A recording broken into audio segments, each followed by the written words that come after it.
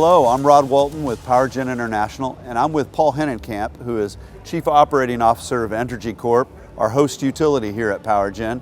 And we got to hear a great talk today in the keynote from Paul, and I'd like to just kind of elaborate on some of the themes that you had in your speech. You talked a lot today about meeting customers in a different way from what has been done in the past. Can you talk a little more about that? If you think about our business, traditionally as a utility, we worried about supplying electricity to the meter. And we didn't think enough about being on the other side of the meter and helping the customer with the outcomes that they're after. Whether it's an industrial, residential, commercial customer, they have certain objectives, certain outcomes that they're looking for. And we have just found that we need to do a far better job engaging with our customer, partnering with our customer to help them create those outcomes that they're desiring and they have as objectives. That's great. New way of thinking about that. And also got a lot of new things going on in terms of generation capacity and the way the generation mix is changing for Entergy. I got to go to one of those plants here recently and talk a little bit about the gas fire capacity that you're adding here in the near future. Yes, significant. We have a significant capital build out.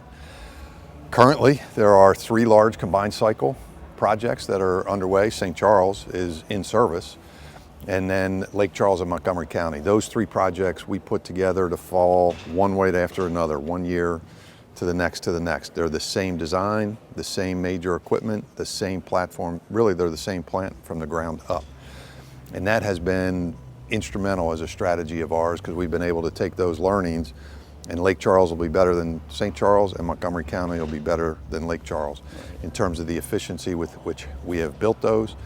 And then on the operational side, those projects alone, if you look at the lifetime of those projects, they will save somewhere north of $3 billion on fuel savings alone for our customers. So these machines are very, very efficient today when you look at the legacy infrastructure that we have. And then as we look to the future, 2022 to 2030, there's more that we need to do. We have aged assets, and so we need to replace those as well. Okay, well, and kind of elaborating on that even further, you guys have really started to jump into the renewable side of the picture, and I know you have the pilot project that's here in New Orleans, but you got much bigger things going on, including a plant that's in operation in Arkansas, but more down the road. Yes, we have over 1 gigawatt of renewables in various phases of development right now. Our customers, our stakeholders, are just more and more interested in seeing those types of generation as an opportunity for them. So we have about 1 gigawatt in various phases of development, and that includes 20 megawatt, 50 megawatt, 100 megawatt assets that we're building or others are building for us. And then again, as we look to that 22 to 2030 time frame, of that 7 to 8 gigawatts, we fully expect up to half of that to be renewables. And we need to do that. If you heard, we had laid out our sustainability and environmental goal where our emissions in 2030 will be 50% less than they were in 2000 levels on a per unit basis. In order to accomplish that, we have to do more on the renewable front. And the economics of those are also just continue to improve as well. So they will also be a key platform for us. It'll be gas and it'll be renewables.